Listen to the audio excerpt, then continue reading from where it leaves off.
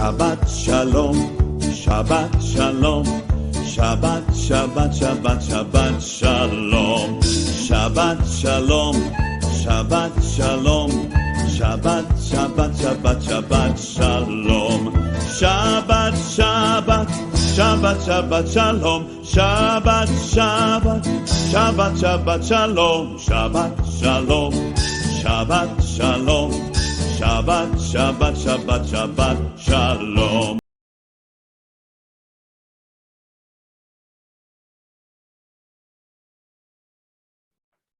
Shabbat Shalom, amigos do canal Israel no Caminho. O canal que quer ver todo Israel no caminho, na verdade e na vida. Seguindo o caminho, conhecendo a verdade e recebendo vida, vida em abundância, né? Eu sou Miguel Malak, estou aqui em Beersheva, Israel, no sul de Israel, na capital do Negev, e aqui eu sou conhecido como Michael Malachi. E hoje estou com meu irmão de Rehovot, o Benjamin Seber, o Beni, né? Beni está aqui. Oi, Beni. Shabbat Shalom, Beni. Shabbat Shalom, meu querido Michael, Miguel.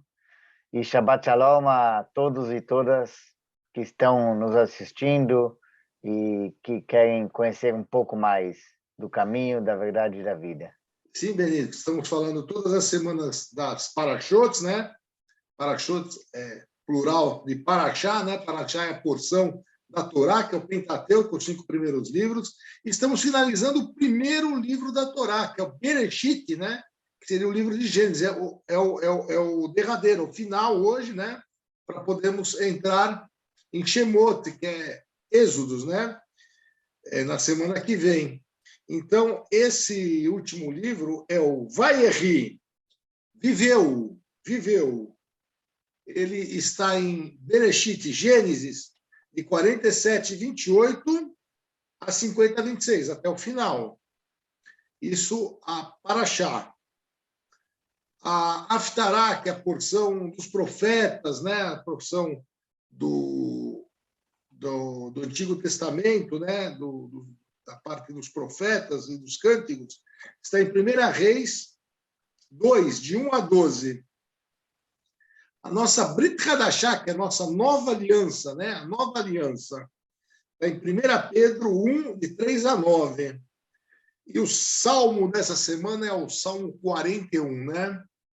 Dito isso, Beni, você tem alguma coisa que você quer destacar nessa Parashá, que pode ser interessante, algum comentário? O que você tem para dizer aos nossos YouTube espectadores? Essa Parashá muito interessante, porque, como você falou, é a última Parashá do primeiro livro da Torá, que é Bereshit, no princípio. E já o nome dela, como você falou, Vayechi, e viveu. E quem viveu? Yaakov, também chamado de Israel. E é bem interessante, eu queria só deixar algo que eu queria falar, que eu já escutei, muitos já devem ter escutado algumas ministrações por aí, que fala do nome de Yaakov, Jacó. E, infelizmente, o pessoal fala, não, Jacó, o nome Jacó significa enganador, ladrão, e assim vai.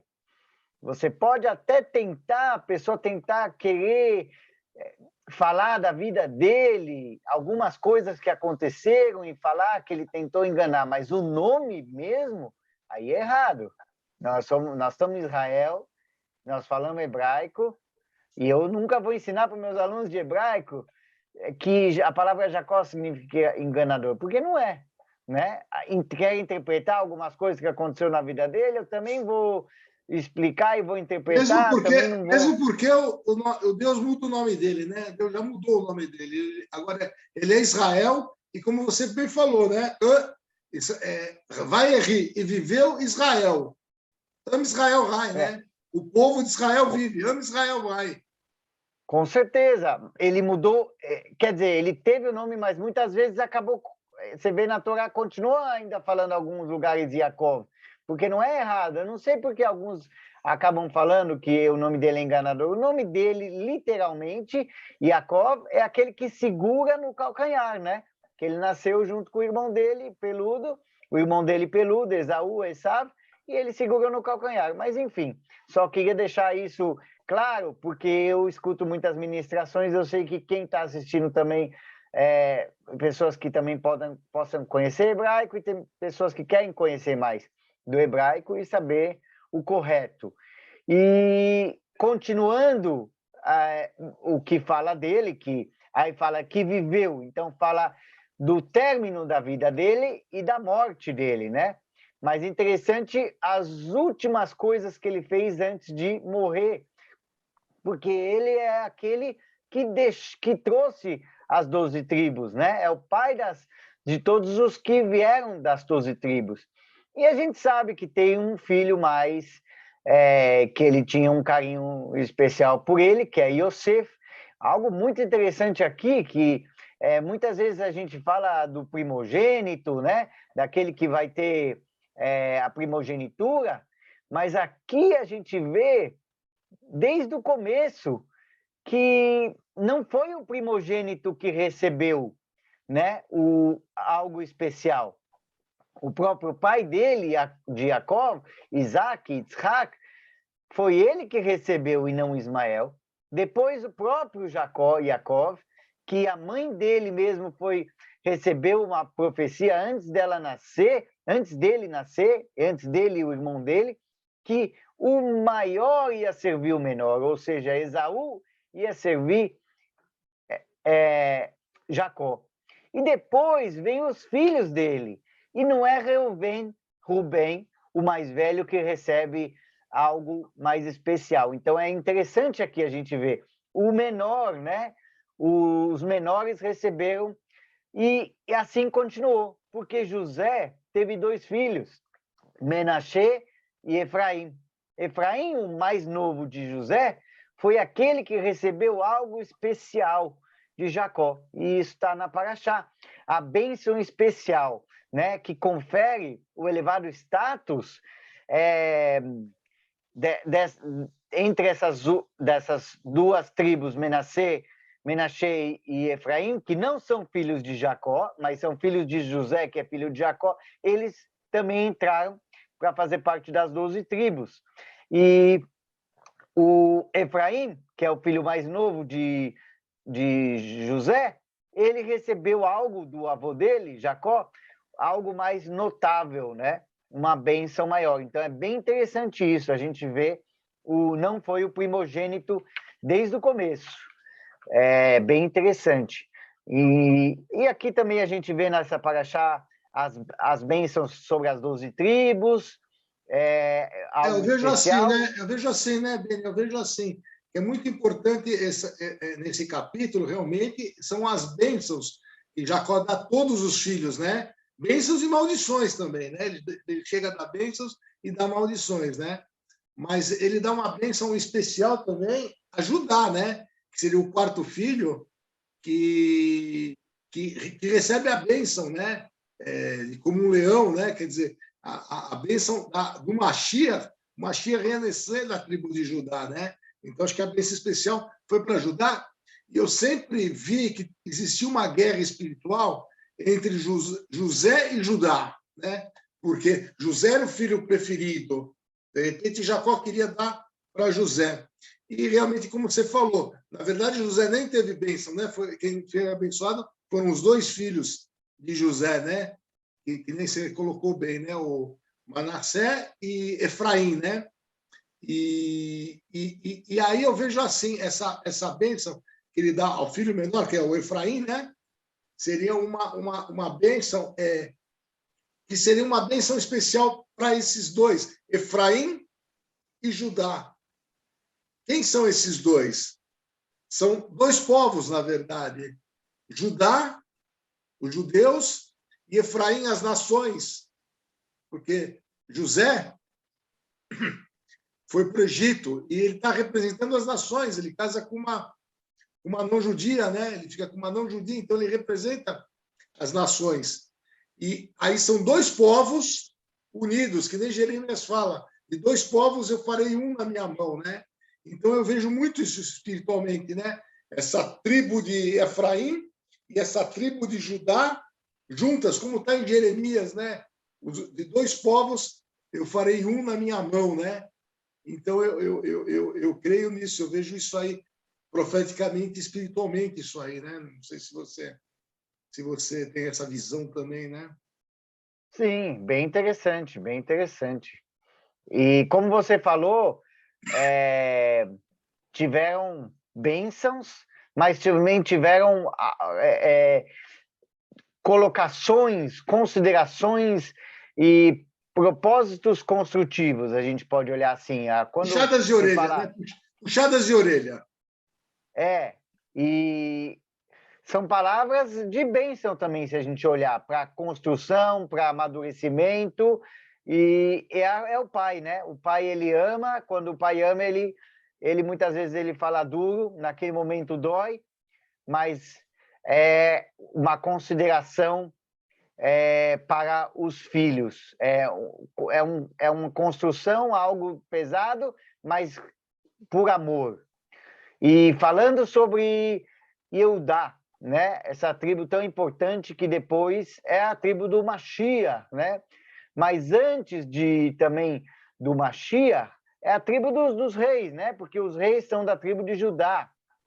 Então a gente vê também, completando um pouco também a ligação com o Tanar, nós vemos que aqui nós temos a gente também lê junto com essa paraxá, nessa porção, né, que nós temos em todas as sinagogas, 1 Reis 2, de 1 a 12. E é interessante porque o rei Davi passando para o rei Salomão, né, o reinado, e um reinado bem diferente do estilo do rei Davi. O rei Davi, um rei com ele, a gente sabe os Salmos, né? O Teilim foi escrito pelo rei Davi, um rei que errou, falhou muitas vezes, mas se arrependeu. Um rei que, por mais que tinha falhas, tinha amor e o coração aberto a reconhecer. Quando nós todos temos falhas. O importante é a gente abrir os nossos corações para o Senhor, é reconhecer para que Ele limpe, para que Ele lave os erros e não continuar no mesmo erro. E quando a gente lê os Salmos, a gente vê o arrependimento do rei Davi muitas vezes. E isso a gente não precisa se colocar sempre na posição de perfeitos, de santos, mas de buscar ser santificados por aquele que é santo, da gente ser aperfeiçoado por aquele que é perfeito, que é o nosso Rei dos Reis.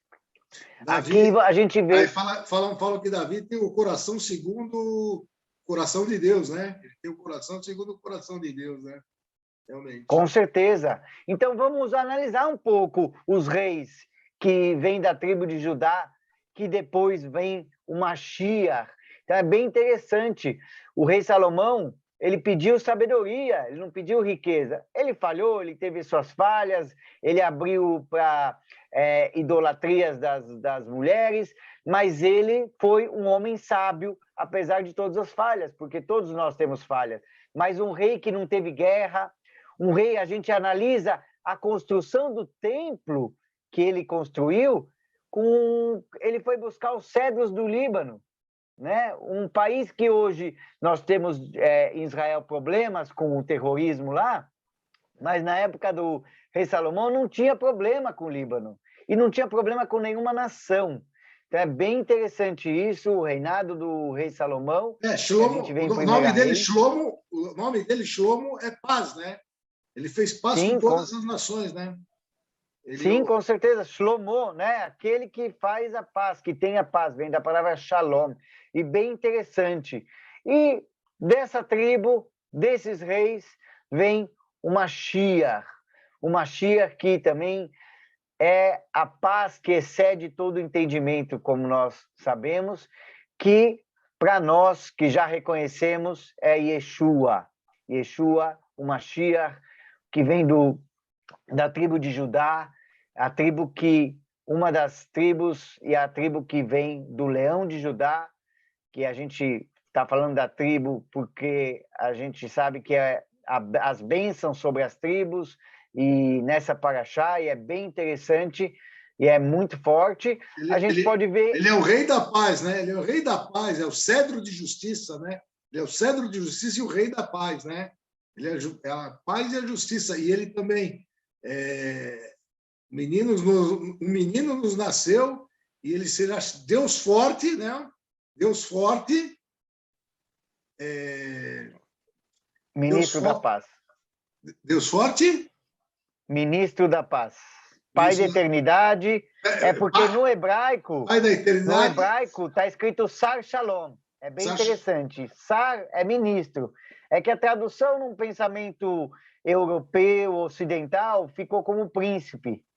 Mas nada vai mudar a nossa fé se a gente reconhecer Yeshua como príncipe ou ministro. Mas pensa, algo interessante que eu sempre falo para os meus alunos de hebraico, pensa que, como está escrito, Sar Shalom, ministro da paz, um ministro num governo, ele recebe as ordens, as colocações do rei. Ele não precisa que o rei morra, que ele não é filho do rei, ele é ministro, né, do rei. Então, nesse sentido de Sar Shalom, Yeshua é um ministro colocado pelo rei, que é o próprio eterno, né? Agora, se a tradução muitas vezes fala príncipe da paz. O príncipe num reinado, só uma colocação, a nossa fé não vai mudar se ele é príncipe ou ministro. Mas veja no hebraico, se ele é príncipe, ele é filho do rei. Mas ele só vai poder governar quando o rei morrer. Mas o rei é o próprio eterno. Então onde eu quero chegar? Deus forte, Pai da eternidade, ministro da paz. E porque está escrito Sar Shalom em hebraico, ministro da paz. Sua fé não vai mudar se ele é filho, se ele é príncipe ou ministro, mas entendendo no hebraico, ministro, numa colocação de reinado, ele não é príncipe, porque o príncipe precisa que o rei morra, o pai, para ele governar. E o ministro, ele é o ministro do rei. Entendeu? Perfeito. É bem interessante.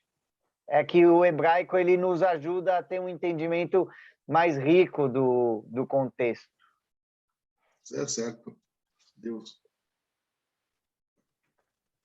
Deus forte, Pai da eternidade, príncipe da paz, ou ministro da paz. Muito bom. Está em Isaías 9, né? Sim. 9:6. 9:6. Maravilha. É isso aí. E aí eles conseguiram... essa linhagem de Salomão é do Mashiach, né? Essa linhagem de Salomão vai nos reis, né? Mas o rei dos reis, né? Quem é o rei dos reis, né? O rei dos reis é Yeshua, né? E você quer falar mais alguma coisa quer ter algum comentário da Brit Hadashah, alguma coisa, não? É interessante o que fala também, continuando, né? Quando fala em 1 Pedro 1, de 3-9, né? A esperança viva, que Yeshua é a nossa esperança, que une tanto judeus como gentios, né? Não tem separação. A gente é unidos pelo Yeshua, pelo Yeshua judeu, para todas as nações, né? Ele rasgou a cortina de separação, né? Rasga, quando tem a crucificação, rasga a cortina de separação e aí todos os povos podem acesso, né, a Yeshua, a esse ministro, a esse Deus, né, ao Deus, né, através de Yeshua, e acontece essa questão também dos dois povos, né? Aí de novo os dois povos, né, de Jeremias, né? Os dois povos de Jeremias. Interessante isso. Com certeza. Com certeza. E aí a gente vê que 1 Pedro 1, 3-9, ele fala de algumas qualidades, né, do Senhor para conosco, através de Yeshua. de grande misericórdia, que nos faz renascer com uma esperança viva, né? Uma esperança que não morre. Ela está ardendo dentro de nós, pela ressurreição do próprio Yeshua dentro dos mortos, né? O Triat Hametim, o Mashiach que ressuscitou dentre os mortos, que morreu por nós, o Corban Pesach, mas que ressuscitou entre os mortos, né? E uma herança incorruptível, incontaminada e reservada nos céus para nós. E aí continua falar que nós somos guardados pelo poder, né? Mediante da fé. A fé, ela quebra toda barreira. Pela fé, a gente pode seguir a cada dia. A gente precisa seguir através da fé. A gente precisa alimentar a nossa fé, precisa pedir cada dia mais. O nosso dia a dia não pode ter chateação, às vezes tristeza, mas não permita que você caia em... Hoje a gente vê muitas pessoas, pessoas que falam do eterno, falam da palavra, mas muitas vezes desanimadas, às vezes. Hoje nós temos aí tantas coisas no mundo, tantas catástrofes, e a pessoa que não vigia, a pessoa que não alimenta todo dia sua fé com tefilá, com oração, ela pode cair. Isso é muito triste, porque a salvação das nossas almas é através da fé que nós temos no Mashiach. A gente precisa alimentar isso todo dia. Eu vejo aí pessoas com depressão, isso não pode, não permita que isso tenha na sua vida. Fique de pé. Aquele que está de pé, cuide-se para que não caia, com amor, todo dia. Não permita que amanhã a gente possa cair. Para isso, a gente precisa alimentar cada dia com amor, com a nossa fé, assim como está escrito em 1 Pedro 3-9. Alimente a sua fé a cada dia, com amor ao Senhor. Não permita que as suas lutas, as suas dificuldades a cada dia façam com que você seja derrotado, mas que olhe a cada dia a possibilidade que você recebeu, para que a cada dia a gente possa receber maturidade através das lutas, das dificuldades do dia a dia, e olhando sempre ao Senhor. Essa fé inabalável vai fazer com que a gente não caia, não desanime, e a cada dia a gente possa, pela fé, ir adiante. Bom, que nem falavam lá na nossa sinagoga, Hazak Baruch, Hazak Baruch. Hazak Baruch, Beni. Então é isso. Shabbat Shalom a você, amigo do canal, né? Continue prestigiando a gente. Estamos à disposição para perguntas, esclarecimentos, tá? E até a próxima com o novo livro de Shemot. Shabbat Shalom, amigo. Shabbat Shalom. Shabbat Shalom, Shabbat Shalom. E como fala no final, né, do livro, Hazak, Hazak, Venit Hazek, que a gente seja forte e fortalecido. Amém, amém. Amém, Shabbat Shalom. Shabbat Shalom.